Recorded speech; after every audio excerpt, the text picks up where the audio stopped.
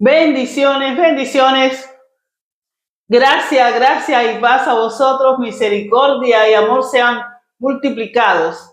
Soy Carmen, somos Razón de Vivir y hoy traemos una palabra que va a edificar nuestros hogares. Le pedimos a Dios que ella corra y que sea glorificada.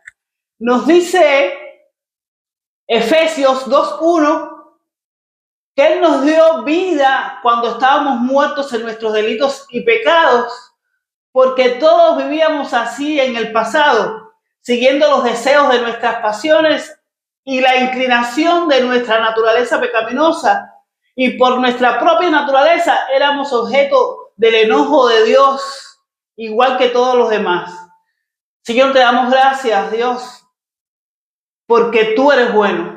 Te damos gracias, Dios mío, porque enviaste a nosotros esta palabra para que nos librara de la ruina y nos sanara. Y así mismo, Señor, como en ese tiempo tú la enviaste, yo la estoy enviando siendo imitador de ti en esta hora. Aleluya, en el nombre poderoso de Jesús, a cada hogar, Dios mío, que va a penetrar, creyendo, Dios mío, que ella sana y libra de la ruina en el nombre poderoso de Jesús. Gracias, Señor. Entonces, Él le llama muertos en los delitos y pecados. ¿Por qué? Porque el hombre natural está espiritualmente muerto, excluido de la vida de Dios. Y entonces el hombre por sí mismo no puede obtener salvación. Yo recuerdo que desde muy joven practicaba la idolatría. Toda mi familia vivía en esa idolatría. O sea que es algo que es de herencia, como dice la palabra, heredado de vuestros padres. Pues sí, heredado de nuestros padres. Y entonces practicábamos la idolatría y conocimos al Señor un día. Él nos dio la oportunidad y fue en el momento más oscuro de nuestra vida, estando en una cama de un hospital. No se contaba conmigo y allí Él se hizo visible para mí en esa gravedad. Para mí fue resurrección y fue vida. Y yo estaba envuelta en mis delitos y pecados, pero Dios tuvo misericordia de mí. Entonces el hombre por sí mismo no puede salvarse. Si el Señor no entra allí a esa cama de ese hospital y me dice, aleluya, levántate y vive, cree en el Señor Jesucristo. Y estaba yo inconsciente y cuando me desperté, ya mi alma había tenido un encuentro con el Señor. En ese coma que yo estaba, Dios visitó, me predicó el Evangelio. Tuve un encuentro con el Señor en esa gravedad y en esa inconsciencia. Yo sé que cuando yo me levanté de esa cama, yo estaba diferente. Había nacido de nuevo. Esa era la diferencia. Después necesité acercarme a una iglesia, necesité que alguien viniera y me confirmara y me dijera, lo que está pasando contigo es esto, que conociste, que este es el Evangelio de Cristo, que esta es la salvación, este es el camino, Jesús es el camino, que no hay otro nombre debajo del cielo en el que podamos ser salvos, porque solo hay un mediador entre Dios y los hombres y eso es Jesús. Y esa verdad que conocí me hizo libre. Y entonces no podemos obtener salvación de otra manera porque engañoso es el corazón más que todas las cosas y además perverso. Nos dice Jeremías 17:9 que ¿quién lo conocerá? Y varios pasajes de la Biblia presentan al hombre como dominado por el pecado y en camino a un juicio eterno. El hombre natural no percibe las cosas que son del Espíritu de Dios, porque para él son locuras. A mí me decían, hablaban del Evangelio y para mí era locura, porque no se puede entender, porque está escrito está que se ha de discernir espiritualmente. Nos dice Efesios 4:17, esto digo, decía Pablo, inspirado por el Espíritu Santo, y requiero en el Señor que ya no andéis como los gentiles que andan en la vanidad de su mente, teniendo el entendimiento entenebrecido, oscuros, en tinieblas, ajenos de la vida de Dios por la ignorancia que en ellos hay que además por la dureza de su corazón. Entonces nos dice el apóstol Pablo que los gentiles, hablando de la gente sin Dios, que su entendimiento está entenebrecido, excluido de la vida de Dios por causa de la ignorancia que hay en ellos y además por la dureza del corazón. No hay vida de Dios en la gente, por más religioso que el individuo sea o parezca. No hay vida de Dios en la gente, porque la mente, dice la Biblia, puesta en la carne, en esta naturaleza pecaminosa, en estos deseos, es enemiga de Dios, por tanto, incapaz de relacionarse. Nos dice Romanos 8:7. Por tanto, aleluya, la mente puesta en la carne es enemiga de Dios y entonces es incapaz para nada de relacionarse con Dios. Entonces, no podemos ganar o merecer la salvación mediante obras o esfuerzos. Hay personas que, yo recuerdo que yo decía, voy a ir a Rincón, voy a ir a donde está la Virgen de Regla, no sé, buscando por mis esfuerzos humanos y buscando salvación, buscando que mi vida cambiara, que fuera distinta, salir de la agonía, de la tristeza, de la miseria en la que vivía, pero no había manera. Entonces, mediante esfuerzos humanos no podemos hacerlo. ¿Por qué? Porque solamente se recibe el perdón mediante la fe y el arrepentimiento. O sea que, y todo eso es posible por la gracia y por la muerte expiatoria de Cristo. O sea que no podemos obtener salvación por esfuerzos humanos, ni obras, ni nada que usted haga. El perdón de Dios es solamente mediante la fe.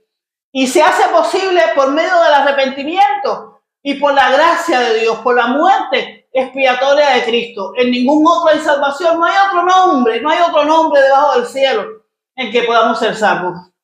Aleluya. Entonces, la obediencia a la voluntad de Dios exigida por Cristo es en efecto la condición permanente para la salvación. Pero Cristo también nos afirma que es una gracia de la salvación del reino. Y cada uno puede hacer la voluntad de Dios y llevar una vida recta solamente en virtud de ese don. Usted, si quiere tener una vida recta, una vida que le agrade a Dios, solo va a ser en virtud del don, de la gracia, del favor de Dios en nuestras vidas. Aleluya. Entonces, Efesios 2:5 nos dice que por gracia somos salvos y eso es por medio de la fe y no es de nosotros. Es un don de Dios. Y Dios siempre lo pone a disposición del creyente. O sea, esa obediencia que exige a sus hijos, Dios da una medida de gracia. Lo dice 1 Corintios 1:4. Dios da una medida de gracia para que podamos creer en el Señor Jesucristo. Aleluya. A Él se le atribuye esa acción redentora de Dios. ¿Y qué quiere decir redención? Pues te lo digo para que puedas entenderlo. Redención significa un rescate mediante el pago de cierto precio. O sea, son los medios por los que se procura la salvación. Por el pago de un rescate, los seres humanos estaban alejados de Dios y bajo el dominio de los poderes satánicos, por tanto, esclavos del pecado y en necesidad de liberación, de la culpa, del castigo, del poder del pecado. Pero nos dice Colosenses 1:13 que Él nos ha librado de la potestad de las tinieblas, escúchalo bien, de las potestades de las tinieblas y nos trasladó al reino de su amado Hijo. En Él tenemos redención. O sea que el precio pagado para la liberación de esa esclavitud, Cristo lo garantizó el rescate. ¿Cómo lo garantizó? Al derramar su sangre y dar su vida. Eso lo dice Tito 2:14, dice que se dio a sí mismo para purificar para sí mismo, para sí un pueblo propio, celoso de buenas obras. También nos dice Efesios 1:7, en quien tenemos redención por su sangre y el perdón de pecado. Así que Dios, así, en esa salvación, Él produce en nosotros ese querer como hacer. No obstante, el don de la gracia de Dios no anula la responsabilidad ni la acción humana de cada uno de nosotros, porque cada uno de nosotros debe responder positivamente aleluya, al don de la obediencia a Dios, porque seguimos siendo libres. Dios nos dio un libre albedrío. Usted es libre para rechazar la gracia de Dios y para no querer acercarse a Dios. Pero, aleluya, si te niegas a acercarte a Dios por medio de Cristo, es negarse a pedir y aceptar la vida de obediencia, que son esenciales para la salvación. O sea que necesitamos hambre y sed espiritual del perdón y de una buena relación. Sin Jesús no tendríamos ninguna opción. ¿Por qué? Porque estaríamos esclavizados y el resultado de eso sería la culpa. Así que quiero decirte que todo el mundo está esclavizado cuando el pecado es nuestro amo. Es que está escrito que si nos sometemos a alguien como esclavo para obedecerle, somos esclavos de aquel a quien hemos obedecido. Porque nos dice Romanos 6 que la paga del pecado es muerte. Y usted tiene la libertad de elegir, por supuesto. Usted tiene la libertad de elegir entre dos amos. Lo que la mala noticia es que cada uno de esos dos amos paga con su propia moneda. Si es del pecado, la muerte eterna. Pero si es la moneda de Cristo, es la vida eterna y una nueva vida que comienza con Dios y que continuará para siempre. Aleluya. Nos dice 1 Juan 3:4 que todo el que comete pecado quebranta la ley. ¿Por qué? Porque el pecado es transgresión de la ley. Porque la base del pecado se encuentra en la rebeldía contra Dios y contra sus mandamientos. ¿Y qué es el pecado? Es el rechazo de la revelación, de la suprema revelación de Dios. Es incredulidad. Y ese pecado produce ceguera moral y produce ceguera espiritual y además controla a las personas de tal forma que las hace esclavos del pecado. Y ese pecado opaca la distinción entre lo que es correcto y lo que es incorrecto. Y Dios, ¿qué hizo Dios? Dios nos dio una ley para enseñarnos cómo vivir. Y al darnos la ley, claro, eso resalta nuestra maldad. Y entonces los deseos que violan sus leyes deben ser controlados. La ley nos protege porque nos da pautas de conducta, nos muestra lo que es el pecado y además nos da una oportunidad para poder pedir perdón a Dios, porque si no sabemos que está mal, no podemos arrepentirnos, ¿ves? Pero nos da la oportunidad para poder pedir perdón a Dios. Entonces la muerte de su Hijo como pago por el pecado, o sea, la muerte del Hijo de Dios, de Jesús, nos muestra lo grave que es el pecado. Y Dios es santo y su santidad no puede permitir el pecado. La integridad de Dios exige que se castigue el pecado y que se haga sacrificio. Y el sacrificio propiciatorio por el pecador satisface las exigencias de la ley porque la ley es santa y se demuestra la inmensidad de su amor porque Él proveyó el remedio para esa situación. Dios, fíjense que lo bueno que es Dios. Ahí se demuestra la inmensidad de su amor porque Él proveyó, aleluya, el remedio para esa situación. Porque el ser humano se alejó de Dios. ¿Y cuál fue el remedio que Él proveyó? El sacrificio que expía el pecado humano y hace posible la reconciliación con Dios. O sea que Dios trató el pecado de la humanidad por medio de Jesucristo. Y entonces a través de Él entramos en una buena relación con Dios. El pecado creó un inmenso abismo entre Dios y la gente. Por eso se requería un puente para que toda la humanidad, para alcanzar una correcta y justa relación con Dios. Y este puente divino es la reconciliación. Romanos 5:8 nos dice que Dios muestra su amor por nosotros en que aún siendo pecadores, Cristo murió por nosotros. Nos dice Romanos 3:22 que la justicia de Dios es por medio de la fe en Jesucristo para todos los que creen en Él. Por cuanto todos pecaron y estábamos destituidos de la gloria de Dios, pero fuimos justificados gratuitamente por su gracia. Así que, ¿qué sucedió aquí? Que nuestro pecado fue puesto en Cristo, fue puesto sobre Cristo en su crucifixión, y en nuestra conversión recibimos su justicia. A eso se refieren los cristianos cuando hablan de la expiación de Cristo. Ahora, lo opuesto del pecado es la obediencia. Obedecer a Dios restaura nuestra relación con Él. Cuando aprendí a conocerlo, a amarlo y a obedecerlo, después que tuvo que tratar de muchas formas con mi rebelión, con mi rebeldía, porque no queremos someternos a nada ni a nadie, queremos hacer las cosas a nuestra manera. Y Dios, por medio de su Espíritu Santo, nos convence de pecado y nos guía hacia toda verdad. Así que estamos agradecidos cada día de nuestras vidas por eso, porque restauró nuestra relación. Y entonces la única manera que tenemos de disfrutar los beneficios de las promesas de Dios es obedeciendo. Cuando las personas obedecen a Dios, encuentran paz con Él, encuentran paz con Él, con los demás y con ellos mismos. Yo encontré paz conmigo y reconcilió las cosas en mi hogar.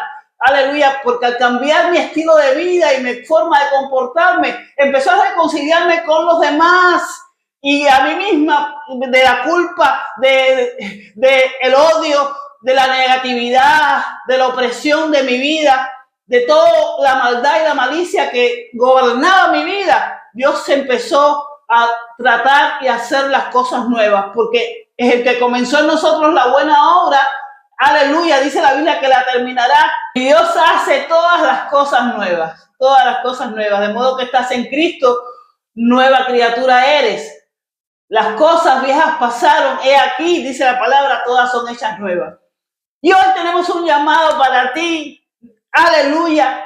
Isaías 55 nos dice que a todos los sedientos venid. Aleluya, es un llamado para ti, para tu casa.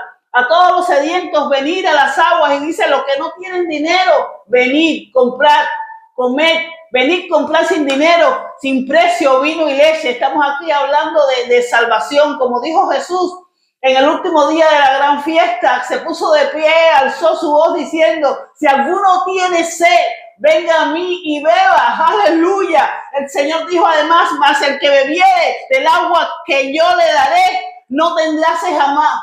No tendrá sed jamás, sino que el agua que yo le daré será en él una fuente de agua que salte para vida eterna. ¡Oh, qué promesa tan preciosa! Y esto está basado en la muerte expiatoria de Jesucristo, el Mesías, porque Él fue herido por nuestras rebeliones, fue molido por nuestros pecados. Dice la palabra en Isaías 53 que el castigo de nuestra paz fue sobre Él y por sus llagas fuimos nosotros curados. Así que la comida, puedo decirte que satisface nuestras necesidades físicas, ¿verdad? Y cuesta dinero. Pero Dios nos ofrece un alimento gratuito que nutre el alma. Y debemos acudir a Él, debemos buscar, debemos llamar. Pero tenemos que arrepentirnos primeramente de los pecados para acercarnos a Dios. Aleluya. Dice la palabra en Mateo 5:6: bienaventurados los que tienen hambre y sed de justicia, porque ellos serán saciados. Cuando dice bienaventurado, significa una satisfacción profunda que te llena de gozo y un estado interior de bienestar espiritual. Eso es lo que gobierna mi vida. Yo a veces estoy en la cocina y me río sola, porque tengo el bienestar y la paz que Dios trae a nuestro corazón. La relación que tenemos con el Padre y con el Hijo nos hace feliz, y el Espíritu Santo nos llena de gozo y de alegría cada día. Así que mi exhortación para ti es que incline tu oído. Como dice Isaías 55:3, inclinen sus oídos y vengan a mí, escuchen y vivirá su alma. Porque dice: yo haré con ustedes un pacto eterno. Así que tenemos que venir con los oídos abiertos, porque dos personas pueden escuchar un mismo mensaje, pero una se puede beneficiar y la otra no. Así que escuchen, dice la Biblia, y vivirá su alma. O sea que el beneficio de inclinar tu oído a Dios es impresionante, porque vivirá tu alma. O sea que cuando hacemos ese sacrificio de escuchar, de oír, entonces vive nuestra alma. Dice el Señor en este día, buscar. Y te digo, como dice Isaías 55:6, les digo, buscar al Señor mientras pueda ser hallado, llamarle en tanto esté cercano. O sea que Isaías nos dice que llamemos al Señor mientras está cerca, porque Dios no piensa alejarse de nosotros, pero a menudo nosotros nos alejamos de Él o levantamos barreras de pecado entre Él y nosotros. Así que el llamado de hoy es búscalo ahora mientras puedas, antes que sea demasiado tarde. No esperes hasta que Dios venga a juzgar la tierra antes que tú decidas arrepentirte. Aleluya, decía Isaías 65:1, yo me dejé buscar por los que no preguntaban por mí. Me dejé hallar por los que no me buscaban. Dice, a una nación que no invocaba mi nombre, le dije, aquí estoy aquí. Así que fui buscado por los que no preguntaban por mí. ¿Y qué te digo con esto? En ese tiempo los judíos exiliados de Babilonia fueron ejemplos de los que sí preguntaban por el Señor, pero no lo encontraban. ¿Por qué? Porque en su mayor parte lo buscaban con poca sinceridad. Sin embargo, Dios sería encontrado por aquellos que no preguntaban por Él, es decir, los gentiles. Israel, que era el pueblo escogido por Dios, donde Él se manifestó, se consideraba a sí mismo el único pueblo de Dios. Pero vendría el tiempo cuando otras naciones buscarían a Dios. Entonces, Pablo también menciona esta declaración de Isaías en Romanos 10:20, que dice, y fui hallado entre los que no me buscaban. Me manifesté a los que no preguntaban por mí. Así que en la actualidad, el pueblo de Dios consiste en aquellos que han aceptado a Jesús como su Señor y Salvador, ya sean judíos, gentiles, porque el evangelio es para todos. El evangelio es para todos. ¿Y qué pasó? Que muchos judíos que esperaban al Mesías rehusaron creer en Él cuando vino. Sin embargo, muchos gentiles como nosotros, que ni siquiera sabían del Mesías, o sea, las personas que no me buscaban, creyeron en Él. Fui buscado y encontrado por los que no preguntaban por mí. Y entonces el Señor no ignoró en aquel tiempo a los judíos exiliados de Babilonia, porque la Biblia nos dice que algunos como Daniel respondieron, pero no lo encontraban porque lo buscaban con falta de sinceridad. El Señor ve el arrepentimiento cuando es superficial y andaban por mal camino y en pos de sus propios pensamientos. Entonces, confiar en nuestra propia sabiduría, en nuestro propio juicio, en nuestros propios pensamientos, es estar entre ese pueblo rebelde, porque cada uno hacía lo que bien le parecía. Pero nos dice Proverbios 14:12 que hay caminos que al hombre le parecen derechos, pero su fin es camino de muerte. Así que no podemos vivir en pos de nuestros propios pensamientos, porque te puede sonar como libertad, pero en realidad es esclavitud. Y la solución que Dios da es vivir, como dice Romanos 12:2, transformados por medio de la renovación de vuestro entendimiento para que conozcan cuál es la voluntad de Dios, agradable y perfecta. Así que búsquenme, decía el Señor, búsquenme y vivirán. Busquen el bien y no el mal para que vivan, porque así estaré con ustedes. Oh Dios, aleluya. Aborrezcan el mal, amen el bien. Nos decía Isaías 55:7, deje el impío su camino, el hombre inicuo sus pensamientos, y vuélvase al Señor, quien tendrá misericordia de él, y a nuestro Dios, que será amplio en perdonar. O sea que el profeta recalca la necesidad de arrepentimiento entre el pueblo de Dios y los que no lo conocen. Y ese arrepentimiento es simplemente dar la vuelta a nuestro camino, apartarnos de nuestro propio camino. Volvernos al camino de Dios, eso es lo que significa volverse al Señor. Y nunca podremos abandonar, nunca podremos seguir el camino de Dios hasta que no abandonemos nuestro propio camino. Y la gloriosa restauración del Señor obra a través de nuestro arrepentimiento. Y Isaías estableció ese punto importante cuando escribió que el hombre inicuo, sus pensamientos, que su maldad podía demostrarse en sus acciones, o sea que en su camino, y que la iniquidad también puede ser encontrada en nuestros pensamientos, porque el campo de batalla para un caminar recto en el Señor a menudo se encuentra en nuestras mentes y se encuentra en nuestros pensamientos. Así que el apóstol Pablo nos decía en 2 Corintios 10:5 que debemos llevar todos nuestros pensamientos cautivos a la obediencia de Dios. Dice que no debemos conformarnos a este siglo, sino que nos transformemos por medio de la renovación de nuestro entendimiento. Es gloriosa promesa cuando nos volvamos al Señor. Él tendrá misericordia de todos nosotros. Pero el problema para algunos es que nunca se vuelven. El problema es a veces que no se regresa al Señor. El tiempo de salvación de Dios es limitado. 2 Corintios 6:2 nos dice, es Dios mismo que dice, tengo un tiempo propicio, en la versión española, tengo un tiempo propicio para escucharte, un día en que acudiré en tu ayuda para salvarte. Pues bien, este es el tiempo propicio. Aleluya. Este es el día de salvación. O sea, que no reciban hoy este maravilloso regalo de la bondad de Dios y luego no le den importancia. En el momento preciso te oí, en el día de salvación te ayudé. Efectivamente, el momento preciso es ahora. Hoy es el día de salvación. Aleluya. Así que cuando oigan hoy su voz, como dice Hebreos, no endurezcan el corazón como los hicieron los israelitas cuando se rebelaron aquel día y lo pusieron a prueba.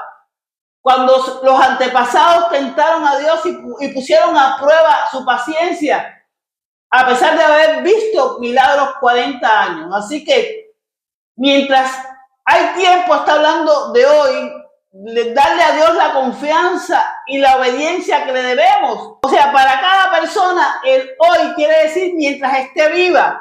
Y lo que dice realmente el autor de Hebreo es que mientras tienes la oportunidad, dale a Dios la sumisión que se le debe, debemos dársela antes que acabe el día.